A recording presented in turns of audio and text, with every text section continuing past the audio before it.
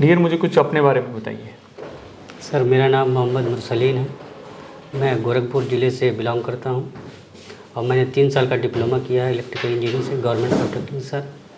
और सर मेरे पास 2 साल का एक्सपीरियंस है सर फैसिलिटीज़ मैनेजमेंट में NHI में सर। Okay, very good. और क्या कुछ चीज़ें थी जो वहाँ मेंटेन करते थे आप?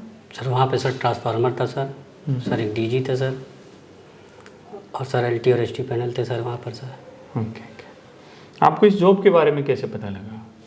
सर मैंने स्किल हिंदुस्तान पे देखा था सर उसके बारे में सर, तो वहाँ से पता चला सर मुझको। ठीक है, तो इसमें क्या करना है आपको कि कई बार ना उनको आपको बोलना है कि मेरे फ्रेंड सर्कल से मुझे पता लगा है। ठीक है सर। ठीक है, चीज़ें ऐड ऑन करनी है आपको कि सर मेरे फ्रेंड सर्कल से व्हाट्सएप ग्रुप्स थे कोई, वहाँ से मुझे पता लगा है। ठीक है सर। ठीक है, इस तरह करके आपको बताना है। ठीक है, तो आपने लिखा है इसमें, आप ट्रांसफार्मर के बारे में अगर हम बात करें तो कौन सी टाइप का ट्रांसफार्मर लगा था? सर ऑयल टाइप ट्रांसफार्मर था सर। ओके, कितने केवी का था? सर 1500 kVA का था। 1500 केवी का था। जो ऑयल टाइप ट्रांसफार्मर था उसमें मतलब क्या क्या चीज़ें लगी रहती हैं कुछ? सर उसमें कंजर्वेटर टैंक लगा होता है सर, ग्लूकोज रिले होती है सर, सर उसके अंदर MOG लगा हुआ होता है सर, सर्वेंट पाइप होता है सर, सर उसके अंदर सर आपका सर कूलिंग टावर लगे होते हैं सर उसके अंदर sir. Cooling tower? Sir cooling pipes होते हैं सर, फिन्स होती हैं सर। ओके। और सर उसके अंदर सर आपका सर वाइंडिंग नहीं होती उसमें? टेप चेंजर लगा होता है सर उसके अंदर। और सर उसके अंदर सर वाइंडिंग भी थी उसमें? वाइंडिंग भी है सर उसके अंदर सर, और इंसुलेशन भी था उसके अंदर सर। ओके। और सर ऑयल भी था सर उसके अंदर सर। ओके, ठीक है। तो वो भी अपने एक चीज़ का नाम लिया, बकोज रिले। जी सर। तो बकोज रिले क्यों लगाते हैं उसमें? सर वो गैस ऑपरेटेड रिले है सर। ओके। जब हम अपने ट्रांसफार्मर पर लोड डालते हैं सर, तो लोड की वजह से सर उसमें टेम्परेचर बढ़ता है सर, ओवरलोड पर सर उसमें टेम्परेचर बढ़ता है वाइंडिंग में सर। और वाइंडिंग जब सर टेम्परेचर बढ़ेगा सर तो हमारा ऑयल भी गर्म होगा सर। ऑयल गर्म होने से सर उसमें गैसेस पैदा हो जाती तो है। गैसेस तो बीच में थोड़ी होंगी, जैसे पानी है हमारा या जो भी बॉईल कर रहा है बीच में, हमारा तो तेल तो कंजर्वेटर तक। जी सर, जब गैस ऊपर होंगी सर कंजर्वेटर टैंक की तरफ बढ़ेंगी सर, ऊपर की तरफ सर। नहीं, गर्म होने की वजह से कौन सी गैसेज बनती हैं सर? जैसे बाहर तो निकल सकती हैं, बट गर्म होने की वजह से बीच में कहाँ कैसे गैसेज बनती? ये आपने पहले ही बोला, ये गैस ऑपरेटेड रिले है। जी सर। देखो, जो गर्म होने से गैसेज, गर्म होने के लिए उसमें 2 वाली सेफ्टियाँ अलग से दी हुई हैं, वो कौन सी होती हैं? सर WTI और OTI सर। ओके, तो वो दोनों गर्म होने पे हैं, तो ये फिर कैसे काम करती है मतलब? सर WTI सर जो वाइंडिंग टेम्परेचर इंडिकेटर है सर, जब 85 सेंटीग्रेड टेम्परेचर हो जाता है सर वाइंडिंग का, तो हमें अलार्म दे देता है सर। और 95 सेंटीग्रेड टेम्परेचर पे सर वो हमें ट्रिप करा देती है हमारे ट्रांसफार्मर को सर। ओके। और सर वो जो OTI है सर, वो 80 सेंटीग्रेड पर अलार्म दे देती है सर। और सर 95 डिग्री सेंटीग्रेड पर सर वो ट्रिप की कमांड दे देगा सर हमारे ब्रेकर को सर। दोनों ही 95 पे ट्रिप कराती हैं सर? 80 to 90 सर, और वो है 85 to 95 सर। ओके।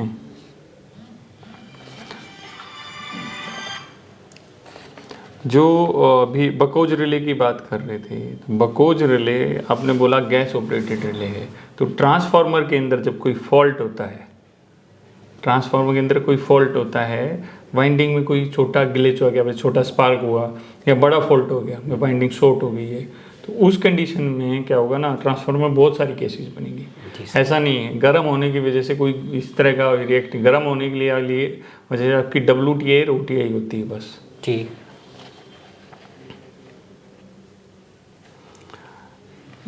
जो हमारा सिलिका जेल क्यों लगाते हैं हम उसके अंदर? सर हमारे सर जो ट्रांसफार्मर का ऑयल है सर, ट्रांसफार्मर के अंदर सर नमी ना आए सर, उस नमी को सोख लेता है सर, इसलिए हम सिलिका। कैसे नमी कैसे जाएगी उसके अंदर? नमी कैसे जाएगी वो ट्रांसफार्मर के अंदर? सर ऑयल गर्म होता है सर हमारा, जब हमारा वाइंडिंग सर, जो वाइंडिंग गर्म होगी सर ऑयल गर्म होगा, फिर ऑयल तब सर जब ठंड बंद रहेगा सर ट्रांसफार्मर, तो हमारा जो सर कंजर्वेटर टैंक में जो एयर आती है सर, उससे भी सर ऑयल में नमी आ सकती है सर। तो जो उसमें एयर कहाँ से आएगी कंजर्वेटर टैंक में? जी सर, कंजर्वेटर टैंक में एयर कहाँ से आएगी? सर जब भरते हैं सर हम ऑयल को सर, तो उस टाइम सर एयर आ सकती है सर। ठीक है, वो तो फिर एक बार ही यूज होगा, बार बार थोड़ी यूज होगा। जब हमारा टेम्परेचर बढ़ता है, कंजर्वेटर टैंक आधा ऑयल से भरा रहता है, आधा एयर से भरा रहता है। जी सर। जब हमारा वाइंडिंग का टेम्परेचर बढ़ता है तो जो बीच में गैप होता है ना, जहाँ एयर होती है, ऑयल एक्सपेंड होता है, फैलने लगता है। तो जहाँ पर एयर होती है, ऑयल फैल के ऊपर लेवल तक चला जाता है, और जो एयर होती है वो बाहर निकल जाती है ब्रीदर के रास्ते। जी सर, ब्रीदर। तो जब ऑयल ठंडा होगा तो वापस ऑयल का लेवल नीचे आएगा, तो जो खाली जगह है उसमें कुछ न कुछ तो आएगा, तो एयर फिर आएगी वहाँ से बाहर से। तो जो बाहर से एयर ब्रीदर के थ्रू सिलिका जेल के अंदर से होके आएगी, तो ट्रांसफार्मर में जो हमारा मॉइस्चर है नहीं जाना चाहिए, तो जो वो सिलिका जेल के साथ से टच होती हुई आती है, तो सारा मॉइस्चर वहीं पर ख़त्म हो जाता है। हमारी सिलिका जेल सारे मॉइस्चर को अवशोषित कर लेती है। जी सर। ठीक है। अगर मेरे ट्रांसफार्मर में मतलब फॉल्ट हो गया है कोई, तो उसके लिए क्या क्या सेफ्टियाँ लगी रहती हैं? मतलब ट्रांसफार्मर के अंदर क्या क्या प्रोटेक्शन लगे रहते हैं? क्या क्या सेफ्टी है सर?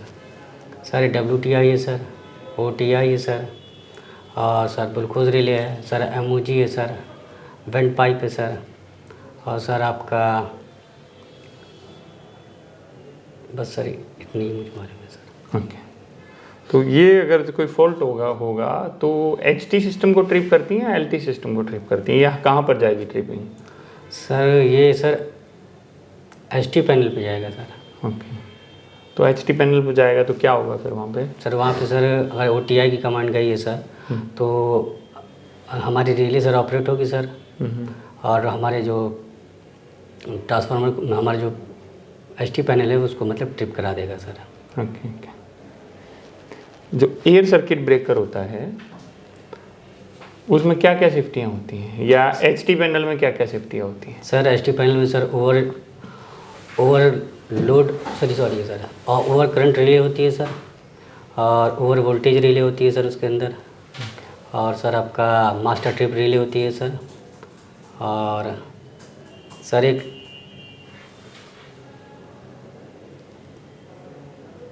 सर बस यही सर 3 रिले मुझे मालूम है सर, याद नहीं आ रही सर। ACB के अंदर कौन सी रिले होती हैं? एयर वैक्यूम सर्किट ब्रेकर के अंदर क्या क्या फंक्शन रहता है ऑन ऑफ करने के लिए? तो वैक्यूम सर्किट ब्रेकर में सर, उसको वैक्यूम सर्किट ब्रेकर क्यों बोलते हैं, पहले तो ये बताइए। सर ये वैक्यूम सर्किट ब्रेकर का बता दिया मैंने आपको पहले वाला सर। ये सर्किट ब्रेकर में सर शंट रिलीज होता है सर। नहीं, वैक्यूम सर्किट ब्रेकर को वैक्यूम सर्किट ब्रेकर क्यों बोलते हैं? कि सर उसमें एयर प्रेजेंट नहीं होती है सर, मतलब वहाँ पे विदाउट एयर के सर वो कहाँ पर? सर उसके जो बॉटल लगी होती है सर, उसके पीछे सर जो कॉन्टैक्ट, जिसके बीच में कॉन्टैक्टर होते हैं सर, कनेक्ट होते हैं सर, तो वहाँ पे सर एयर प्रेजेंट नहीं होती है सर, इसलिए उसको हम वैक्यूम सर्किट ब्रेकर कहते हैं सर। विदाउट एयर होता है सर उसका, यहाँ पर मूविंग और फिक्स कॉन्टैक्ट होते हैं। जी सर।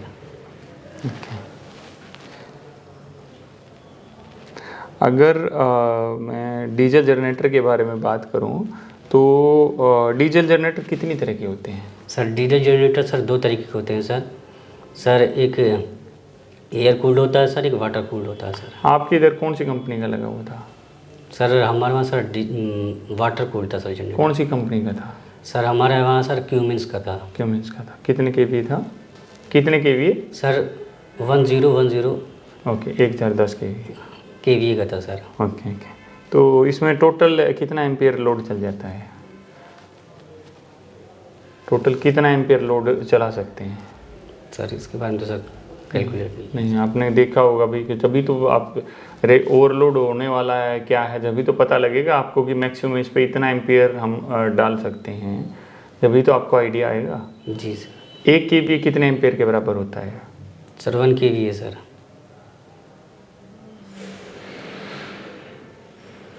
सर उसे फॉर्मूले से तो नहीं कर पाऊँगा सर मैं। ओके, एक कुछ थंब रूल होते हैं, कुछ हमें पता होना चाहिए। 1 kV 1.39 एम्पियर के बराबर होता है। डीजी में बात 1.39 39, ठीक है, एम्पियर के बराबर। एम्पियर के बराबर। तो एक अगर मैं बोलूँ डीजी का 100% लोड कितना होगा, तो अप्रोक्स ही आ जाएगा कि 1400 kV के करीब तो हो जाएगा, 1400 एम्पियर। तो एक आपका 1000 kV कितना लेगा, 1400 एम्पियर के करीब हमारा लेगा। तो ये पता होना चाहिए आपको कि मेरा डीजी है या ट्रांसफार्मर है, उसका 100% लोड कितना होगा। किसी भी इक्विपमेंट को हम कितने % लोड पर चला सकते हैं, किसी भी इक्विपमेंट को कितने % लोड पर चला सकते हैं।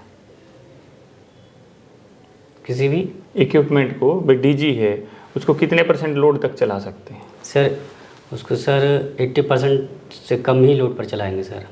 ओके, ज़्यादा आप चला लेंगे, अगर सपोज 100 है, 100 चला लिया तो क्या होगा सर ओवरलोड हो जाएगा सर, और डीजी हमारा ट्रिप हो नहीं जाएगा। 100 तो उसकी कैपेसिटी है ही। हाँ सर, हाई वाटर टेम्परेचर हो जाएगा सर उसके अंदर सर। ओके। और सर जो हमारा जो ओवर स्पीड हो जाएगी सर हमारे। ओवर स्पीड क्यों होगी, वो तो अलार्म सिस्टम लगा हुआ है। ओवरलोड पे सर नहीं, ओवर स्पीड होगी नहीं, ओवर स्पीड तो डिफरेंट चीज़ होगी। अगर जो हमारा हाई वाटर टेम्परेचर है, उसके क्या क्या कारण हो सकते हैं। सर हाई वाटर टेम्परेचर के सर, अगर एयर कूल्ड है सर, मैंने तो वाटर कूल्ड बताया आपको सर। वाटर तो कूल्ड सर का ही जो वाटर बताइए। कूल्ड है सर, सर उसके जो कूलिंग टावर है सर, उसके जो वाल्व होते हैं सर वो बंद हो सकते हैं सर। और सर हमारा जो रेडिएट जो हमारा एयर फिल्टर है वो चोक हो सकता है सर। और सर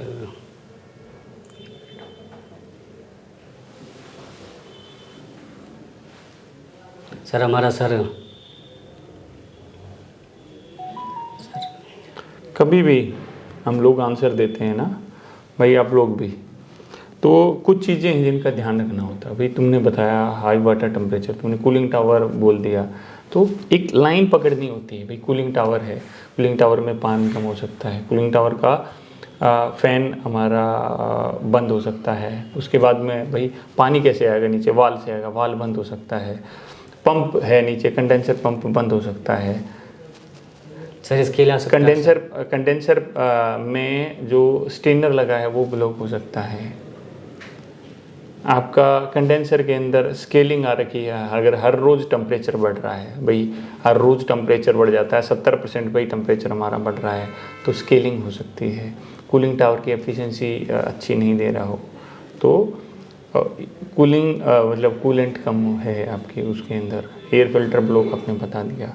तो ये बहुत सारे 9 कारण अभी हमने गिन दिए हैं, 9 रीजन हैं जो हमने भी, तो मैक्सिमम रीजन आंसर करना है। ठीक, नहीं he will not accept, he will reject you. तो ये ऐसा क्या रटने वाला कुछ नहीं होता इसके अंदर। आपके ना सिस्टम है, सिस्टम ने आपने जो देखा हुआ, जहाँ आपने वर्क किया हुआ है उसके बारे में सोचो और सारी चीज़ें अपने आप ईजी हो जाएंगी। ठीक है। ठीक है, आपके इधर किस तरह की प्रॉब्लम, पहले कोई प्रॉब्लम आई है, मतलब डीजी के अंदर किसी तरह की प्रॉब्लम आई है।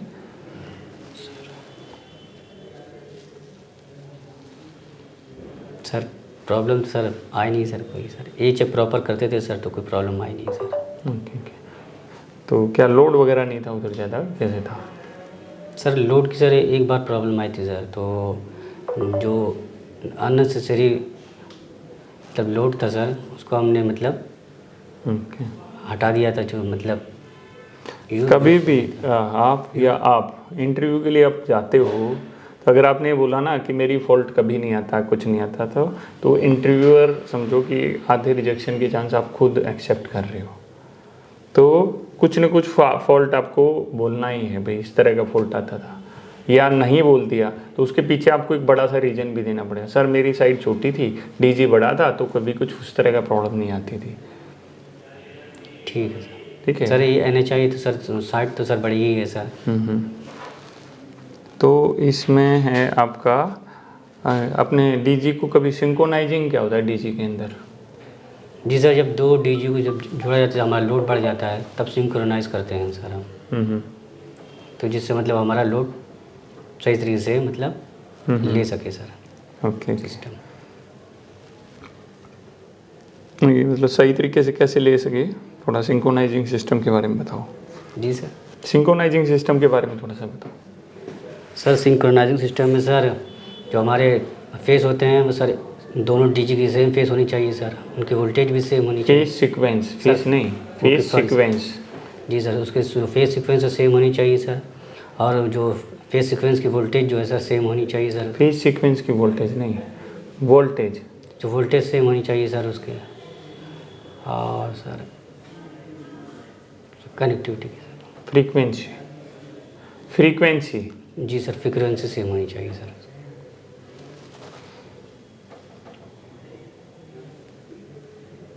पीपीएम क्यों किया जाता है इक्विपमेंट का? पीपीएम क्या होता है, क्यों करते हैं? सर इसके बारे में सर मैंने पढ़ा नहीं सर। पीपीएम के बारे में नहीं पता, प्लांट प्रिवेंटिव मेंटेनेंस के बारे में नहीं पता? नहीं सर। ओके।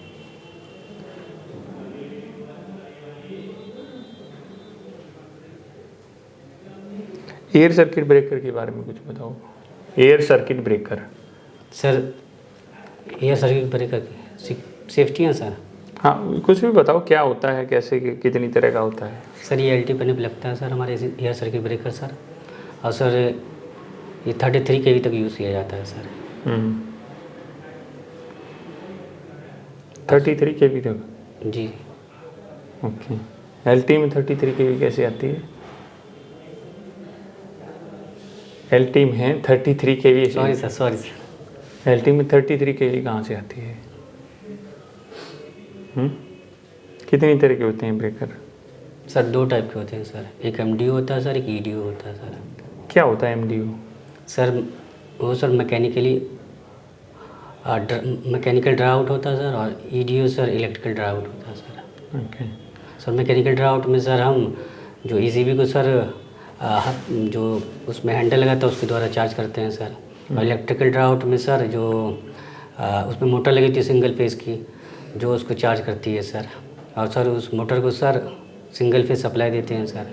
और ऐसा कुछ नहीं बोलना है, कुछ में सिंगल फेस देती है उसको सप्लाई, मतलब वो मोटर के द्वारा चार्ज होता है। ठीक है सर। वो मोटर के द्वारा चार्ज होता है। तुम अपने आप को फंसा रहे हो इस तरह बोल के, single phase, double phase, 3 phase, उसमें मोटर लगी रहती है। क्वेश्चन आता है देन आप आंसर कर सकते हो, ज़रूरी नहीं है किसी, उसमें डीसी मोटर भी हो सकती है, उसमें डीसी मोटर भी हो सकती है, कुछ ब्रेकर में लगती है डीसी मोटर, एसी भी हो सकती है, सिंगल फेज ऑपरेटेड। तो वो आपको लगना है बाद में कि भाई ठीक है किस तरह क्या है।